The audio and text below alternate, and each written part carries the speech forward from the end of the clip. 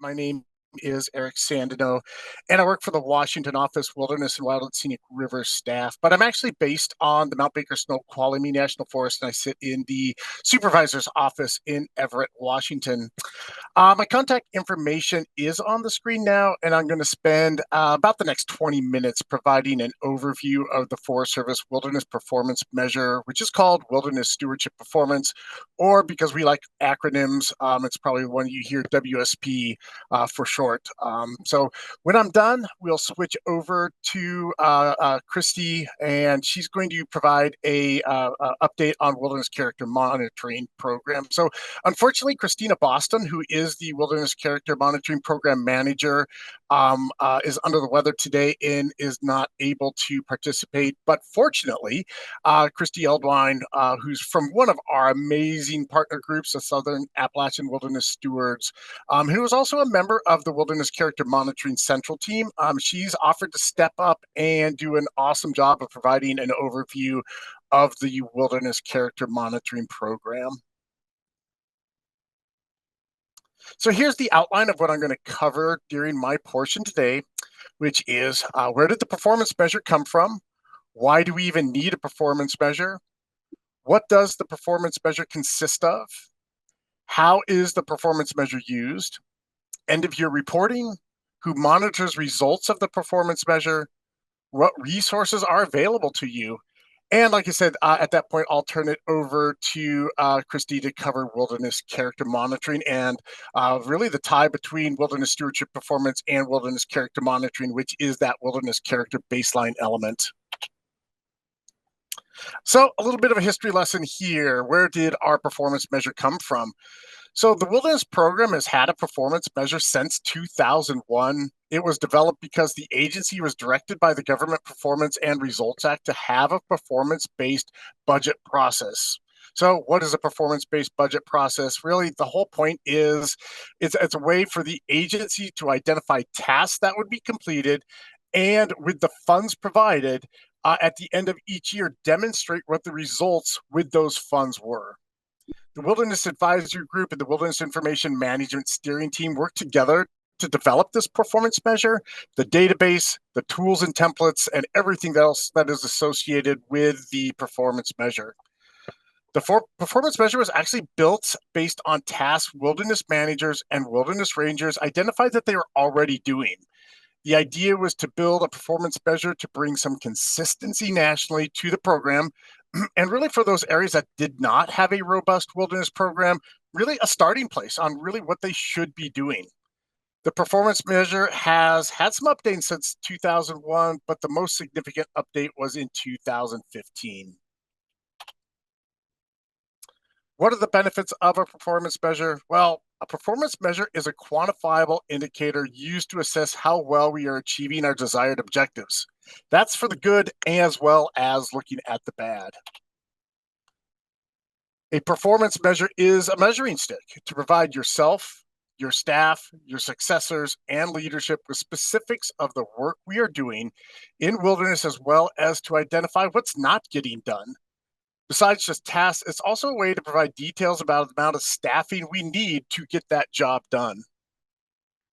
Wilderness is not one of the national targets, though most programs no longer have a target associated with them. But the performance measure and reporting on the performance measure is needed to measure progress and address accountability within the wilderness program. The advantage of a performance measure is that it formalizes tracking the tasks that wilderness rangers were doing, which added to the level of structure and national consistency in the work that we're doing. And for many wilderness areas, the performance measure is also a direct tie to the standards and guidelines in the land management plan, which helps determine when management action is needed. The performance measure uses the 5 qualities of wilderness character as the base framework. These qualities come from Section 2C of the Wilderness Act, which expresses congressional intent for the meaning of wilderness. The performance measure also considers special provisions and administrative tasks as 2 additional categories.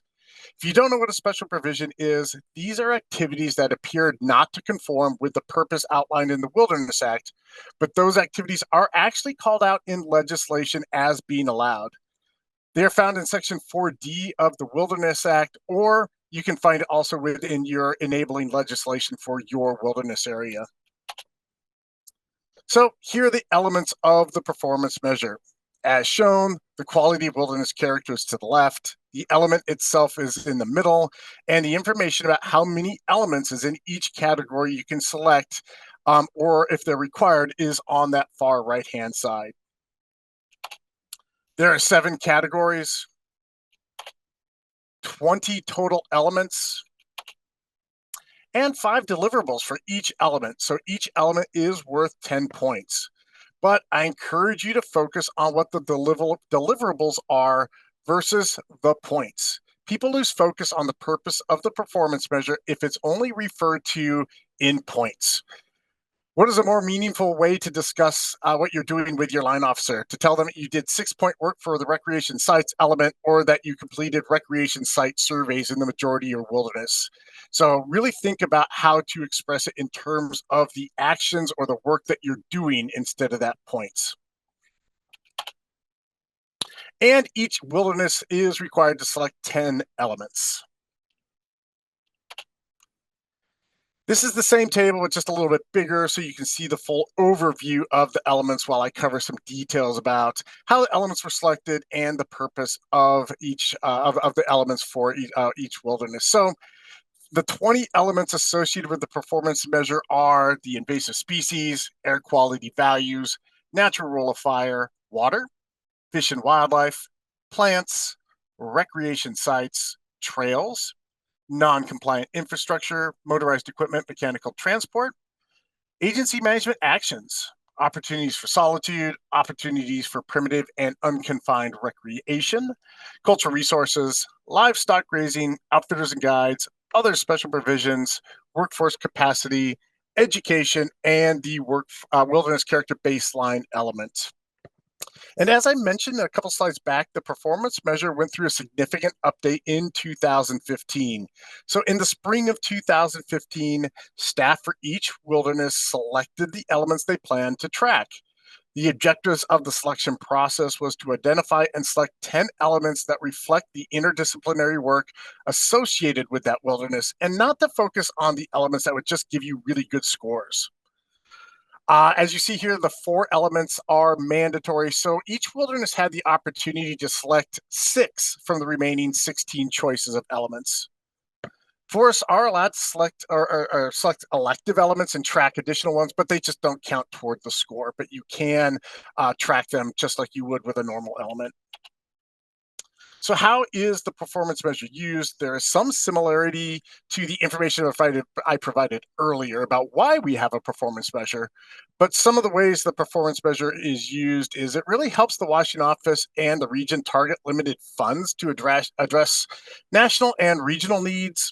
It helps the region identify similar issues with multiple areas across their region so they can focus work. It helps the local unit identify where volunteers and stewardship groups can help complete monitoring and other project work. It helps managers provide justification to line officers for staffing as well as grants and agreements. It helps determine when action is needed based on compliance with the land management plan. It's a great way to integrate other staff areas such as invasive species, water, plants. It helps new staff know some of the focus areas for a particular wilderness and what has been completed in the past. This is really good, like I said, for new staff because it really gives them a starting place. And the National Wilderness Stewardship Alliance Partner Funding Program is tied directly to this performance measure. And budget and staffing, right now is at the forefront of our discussions, and it really is a lot easier to justify need if we have a focused result we can tie to the Wilderness Act. These are just a handful of ways the performance measure is used, but I'm sure you can think of many others on how you can use them for your local area. So let's move on to reporting. How are results tracked? Natural Resource Manager, another acronym for you, NRM, is the agency corporate database of record. Reporting is due at the end of each fiscal year, and for this year, the due date for wilderness is October 25th. There is an agency SharePoint site location dedicated to the data stewards who are responsible for completing end-of-year reporting in NRM. I do send out emails to all the data stewards in August with a list of resources available to you, due dates, training, etc. But honestly, most of what I'm sending you is going to be in this SharePoint site. So as long as you have access to this SharePoint site, you can see what's going on, when things are due, and those resources available to you. The SharePoint site includes a list of data stewards, how to request roles, how to access various training sessions, reporting instructions, as well as other helpful documents. The data steward list is updated by the regional program managers in July, and that's what I use for the emails that go out in August. But we do know there's a fair amount of turnover. That list gets outdated pretty darn fast. So really just keeping track of what's going on the SharePoint site is probably the best thing for you. I will be adding this as a resource link to the chat when I finish. So let's take a look at a wilderness stewardship performance in NRM itself. I'm going to use the Charles C. Dean Wilderness in Indiana as my example. Each wilderness has a performance reporting tab to track that fiscal year's element of work. This on this slide here, I have it actually circled for you to see, and this is exactly what it looks like within NRM. Here we see 9 of the elements selected by the Charles C. Dean Wilderness in the Summary tab. Please note, if you do enter data, this is really often what it looks like on your screen. Not all of the elements or everything you're tracking appears. I do have circled in the upper right-hand corner of the one screen that you actually can tab to the right to get the rest of the elements as well as the additional information that you need to report on. That is something that unfortunately does happen, is that people do miss some of this information by accident. So make sure you scroll and get through all of the tabs.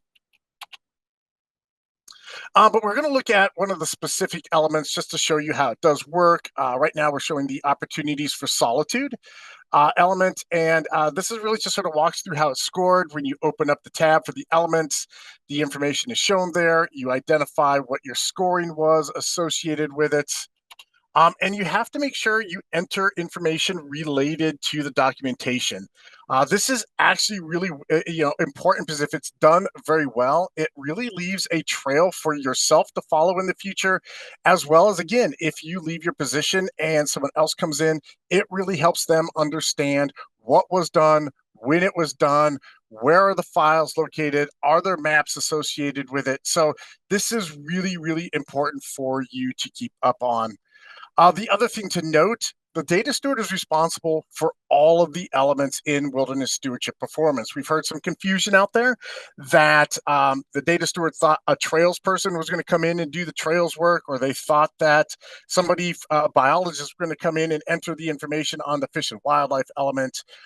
This is all for the wilderness data steward to enter. So make sure you are going through this information.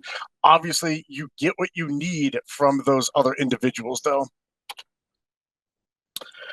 I'm sure you're wondering, does anyone actually look at this? The answer is yes. End of year reporting does get looked at and is used by the Washington office and regional office for a lot of reasons. Just a few examples include the Wilderness Information Management Steering Team. So this is a field-based group that goes through the reporting and looks for irregularities, items of concern, as well as things that look really good and we want to learn more information about. Most years, the group makes phone calls to a handful of data stewards to learn more about the trends that we see and what things need to be addressed. So, for example, this last year, we reworked the deliverables in the natural role of fire element and the trails element based on these calls.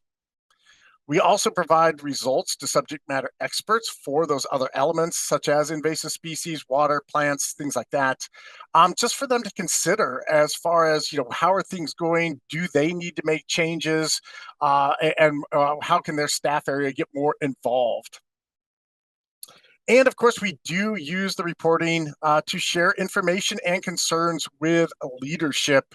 It's one of those things that a couple of years ago, 2023, because of what we are seeing with the performance measure, we did actually get additional fundings for our partners to assist with wilderness performance tasks because of the results of reporting. I know it's not always easy to put time into the reporting, especially when it's due. There's still plenty of things that you could be doing outside, but I do encourage you to provide timely and accurate reporting so that we can use this information to, like I said, again, to pass up to line officers to adjust the performance. And like I said, there's also many ways you can use this to address actions on the ground. There are a lot of resources available for you to learn more about wilderness stewardship performance and to help make progress with each of the elements. The Wilderness Stewardship Performance SharePoint site does include a lot of support resources, including tools and templates. So examples that we have from other units that have completed things, we've posted those in the SharePoint site for you to borrow. And this is where the tools and templates are. We do just have a folder in there. Each element is identified with its own folder. Within that folder, they're pretty easy to follow. We've actually renamed the documents so you know what point level that actual document is addressing, which should make it easier for you to find what you need.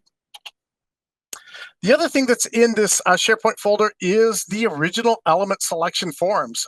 If you're new to your wilderness, but heck, this has now been almost 10 years since these elements were selected, and you want to see why the elements were selected for your wilderness, all the original element selection forms are located within the SharePoint site. For example, the one I'm showing here is actually for the John Muir Wilderness.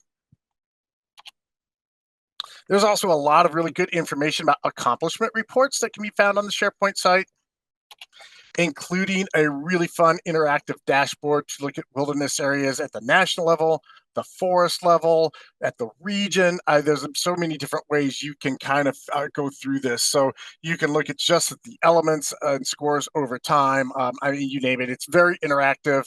I encourage you to look at it. And all this, all the links associated with these resources, I will be putting in the chat. But one of the important things that's in there is the Wilderness Stewardship Guidebook. It is updated each year. The new guidebook should be posted any day now. We just have a couple last few things to add to it. But again, I noted that we are making changes to the natural rule of fire and the trails element. So I encourage you to go take a look at the document.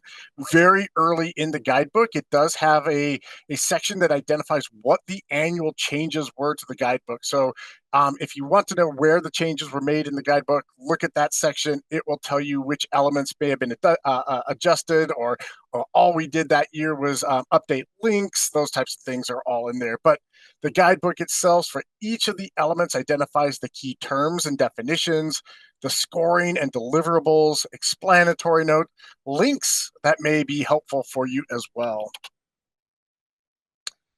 And the last important resource for you is actually the NRM support page. Not a lot of people know about this. I'll add this link as well. But there's a ton of training sessions within this link. We have completed training webinars for almost all of the 20 WSP elements where we have a subject matter expert walk through the deliverables. Sometimes a lot of people are over-interpreting what needs to be associated with that element. So these training webinars, I think, are really helpful for you to understand what the details really are. So on the screen are the two links I'm going to pop into the chat for you. But now we're going to actually switch topics. One of the required elements for wilderness stewardship performance is the wilderness character baseline element. And the purpose of this element is to identify and track each of the distinct tasks associated with wilderness character monitoring. So with that, I'm now going to turn it over to Kristy. So to start out with, the mandate from the Wilderness Act is that we must preserve wilderness character. It says that 3 times in the Act. And here we have a list of, for each of the agencies that have wilderness areas, they also have it in their management plans for wilderness that they are to preserve wilderness character. So in the act, though, it does not specifically define what wilderness character is and how to assess whether wilderness character has been preserved. So what happened with that is these are 3 different documents. So first came out a Forest Service document, and then Keeping It Wild became an interagency document. So all 4 agencies that manage wilderness came together and started pulling text out of the Wilderness Act and kind of started defining wilderness character more clearly. And the biggest thing that came out of this is the wilderness character monitoring program. And so now we can take the Wilderness Act and be like, okay, we are preserving wilderness character, or we have areas that need work. And I think it's just such a cool program as far as all the interagencies working together for that.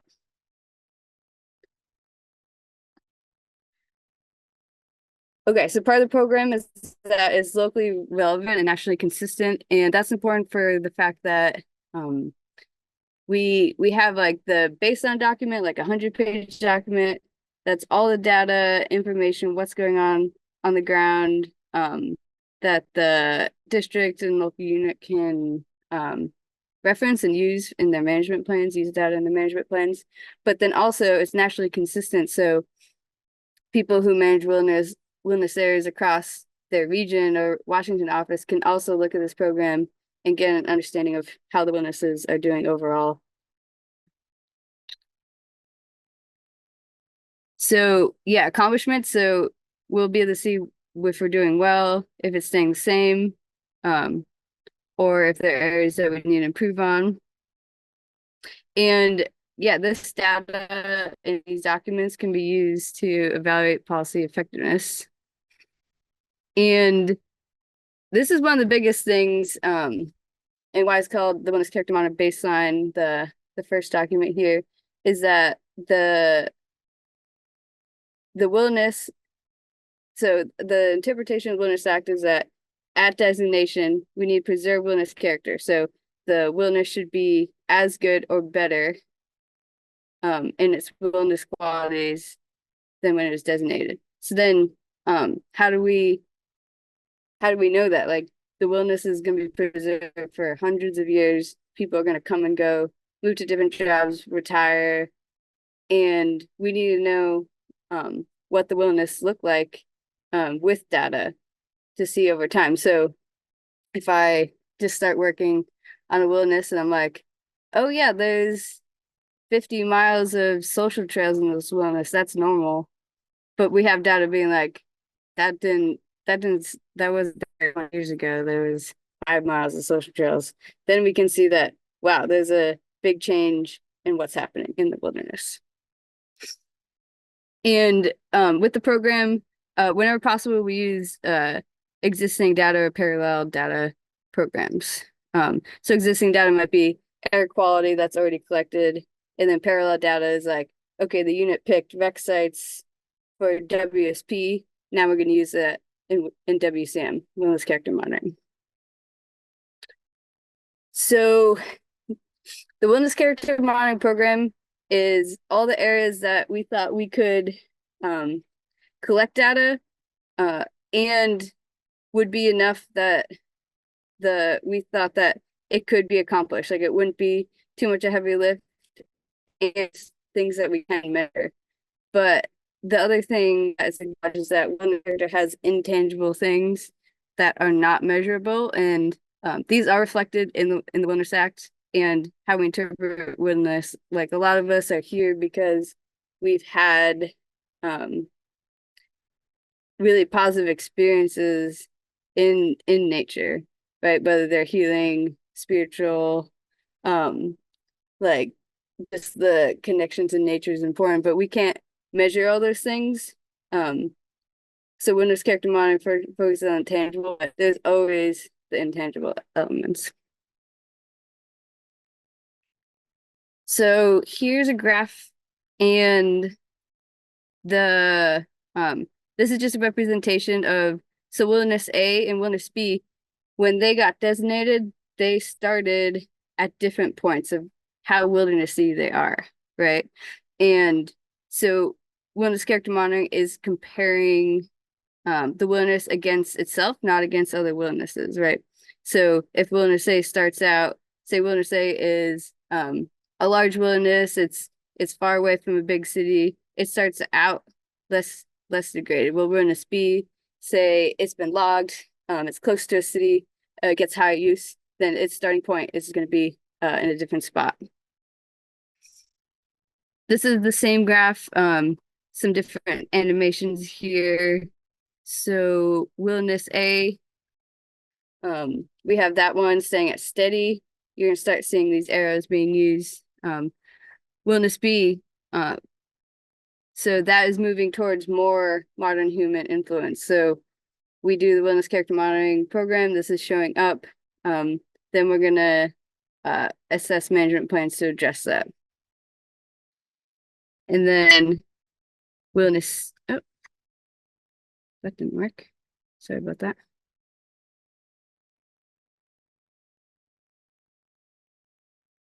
Then wilderness C we have showing as improving. So this is from Keeping It Wild too, and the wilderness character is broken up into the same 5 qualities, the same monitoring questions and indicators across all 4 agencies. Then there are measures that are going to be locally relevant to the wilderness. So the different agencies did do the measures differently. So for the Forest Service, which this presentation is pretty Forest Service heavy, they had selected required measures, required if relevant, and required to pick one of a few and stuff like that to pick from. And you can add locally developed measures. So the measures are selected based on what is relevant to that specific wilderness. So my wilderness doesn't have grazing in it. I'm not picking a grazing measure. This is another breakdown of the monitoring question indicator and measure example. So the solitude is one of the qualities, then broken down to 2 monitoring questions. Each monitoring question is broken down to 2 indicator questions, and then there are different measures to select from to pick for that. And then another branch is the outstanding opportunities for primitive unconfined recreation. Again, indicator, 2 more breakdown, and then measures, different measures to pick from.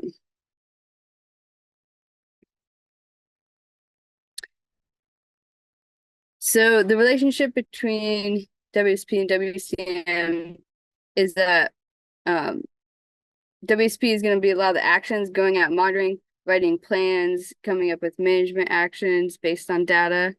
And wilderness character monitoring is about the outcome. So it's going to be a document with like publishing all the data, some of which is collected in WSP. So WSP has parallel measures of wilderness monitoring. Some examples are, okay, I have invasive species selected and I'm doing plant surveys in WSP, and then I'm putting that data in the baseline and the trend reports. Same with I collect record sites for WSP, then that data is going in there. I collect user trails, and then that data goes in wilderness character monitoring. So they're connected in that way, is that like in wilderness character monitoring document, that data is being put into tables, it's being quantified, potentially put into maps and stuff like that. And these are the results of the survey. And then WSP has a 5-year cycle. So it's like rec sites need to be collected every 5 years. And then wilderness character monitoring happens every 5 years. So we have a new data point for rec sites and wilderness character monitoring as that goes along. This is the breakdown of the WSP element for wilderness character monitoring. And there's the 2-point, 4-point, 6-point, 8-point, 10-point level. And that's what it looks like in the WSP guidebook. This is another breakdown of those 5 different levels here. And then next I'm going to go into what those are. So the 2-point level, it's gathering all the documents. And that's going to be all the wilderness plans, wild scenic river plans, reports, any surveys that have been collected so far. Sometimes it's like a college thesis has been written about your wilderness, adding stuff like that in, any NEPA, MRAs, any relevant treaties or MOUs for the wilderness, and putting that in, and then those are going to be archived, like documents for the rest of the program. The narrative is an attempt to capture some of the intangible elements of the wilderness. These are things, it's still broken down to the 5 qualities in that context, but these are experientially things about the wilderness or other special things. Like there's a really cool plant that's here, or the geography has these cool cliffs and stuff like that. Like these things might not be measured in wilderness character monitoring, but are still potentially why people go to the wilderness, and things that make that wilderness extra special.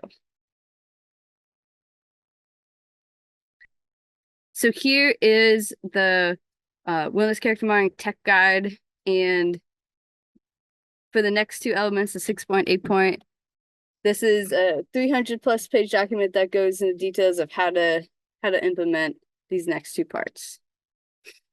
So measure selection, selecting the measures for the wilderness for the Forest Service. You can see that some are required to select at least one, some are required.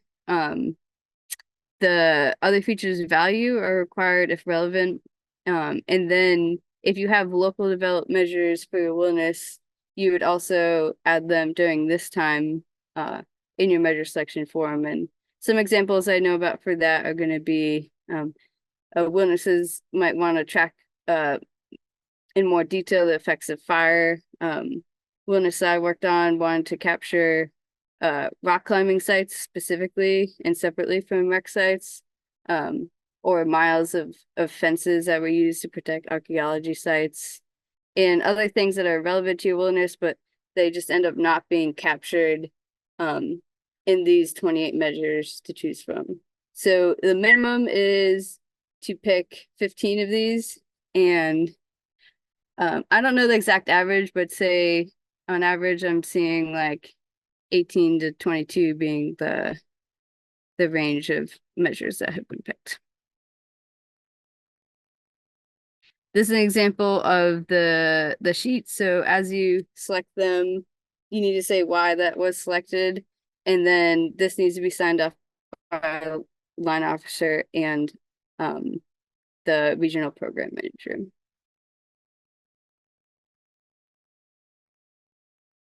Okay, 8-point level, this is what will be called the baseline, or the wilderness character monitoring baseline, WCM baseline. This is an example of a page from the document. So it's going to have at least 1 page for each measure. And then we have background information. It shows how the trends collected. So this is pre-established, how the trends collected. And then it usually has tables and sometimes maps to show the data for that. So this is about NRM, WCM, and where all the data comes from. So these are other NRM and Forest Service applications that feed in to NRM, WCM. So what happens here is that there's an element that's, say, how many miles of trails are in the wilderness. So the trail data from the system then gets cut out with the wilderness and then put into this. So if that trail data is accurate, then that automatically becomes your updated miles of system trails for WCM. If it's not accurate, part of this work is interacting with the person who enters in NRM trails and figuring out what needs to be changed. So all these are connected and bring in to the NRM WCM. And we approve and submit this after all of these are closed at the regular fiscal year closure. Right now it's in January that these are due. There's a chance that that might be moved up a little bit, but that's where that's coming from. Okay. This is a of what measures are specifically on the Forest Service district tab to approve, what is pulled from the central data analyst. So those are some of the national data sets that are used in wilderness character monitoring there. Okay, more on the data side of it. So NRM, there's some training. So don't forget about the training tab. And then this is the interagency database. So the baseline and then all the trend report data is entered into here, and the trends are calculated here. So in the baseline, it says how the trend's calculated, and then but those like formulas are automatically calculated in the WCMD. Okay, trend reports. So I have another session after this where I'm going to do a deep dive into this. So I'm going to breeze through this and then join that next session for that.